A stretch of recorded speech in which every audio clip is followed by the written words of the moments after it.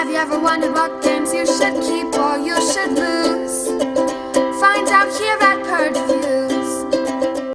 Everybody's going to start out with their own dragon. You have 10 grunts, 2 gear, you're going to have your 5 markers, your dragon, and one of these trackers over here. They recommend your first time you go up on the strength tracker. If you flip on the other side, there's going to be unique power for each one, but I don't recommend starting there the first time. And I actually like playing without the powers, but your mileage may vary. So the way this track is going to work is during the game, you'll be able to move up on these attribute tracks.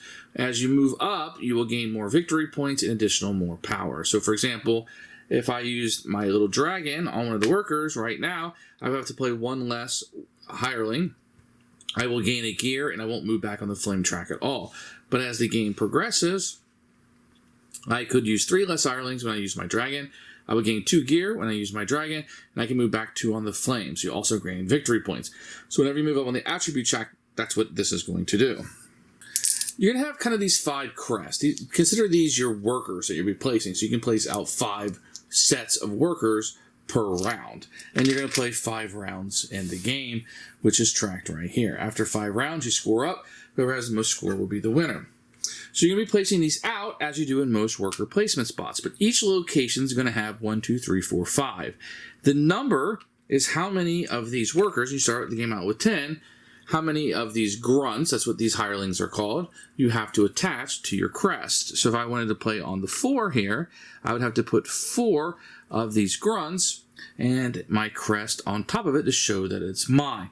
Then I have bid 4. Another person may come in on a future turn and play 3 here, and that's fine. I could even go back there again if I wanted to and play 2. So I can go more than once if I so choose, or I could not go at all. The way this, when we get to the phase, I'll show you how this is sent out, but that's how the bidding is going to be. Now there's 3 other workers that you can get during the game, and these are nice because once you go through and you get these, I'm going to lose any of these gray generic grunts that I bid out on these places. With these, I can get them back at the end of the round.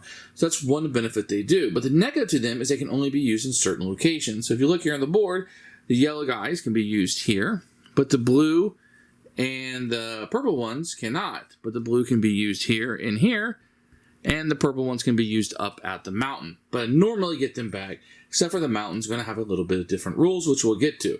So you'll be wanting to get these upgraded ones because I don't lose them every turn. Each of these locations are going to have the same bidding format.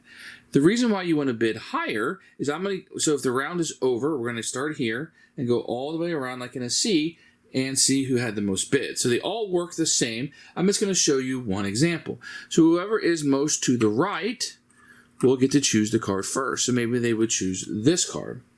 Then whoever is second will get to choose the next card, whoever is third here. If you ever don't want to take something there, or if you don't want to, or you're so many people bid, you can't take something, you can always get all of your workers back, even the grunts, and gain 2 gear. Now you'll be using gear to upgrade your grunts or other workers. So I could exchange one of my grunts and say get a blue, yellow, or purple upgraded worker. So I could spend my grunt and my gear and get one of these.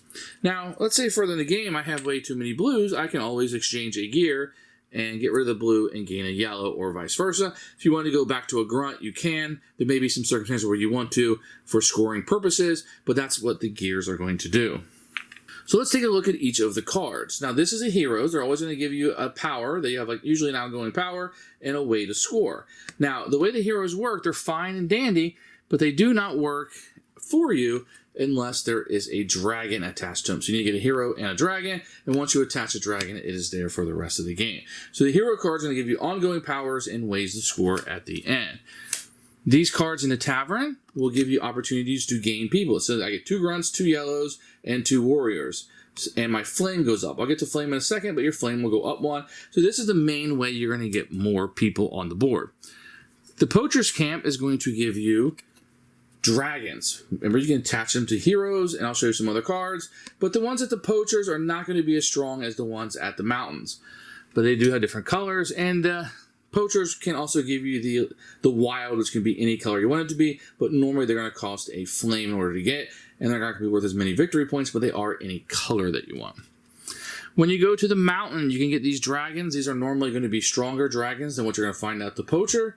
Some of these can be like 5s. Look at this, 5 victory points.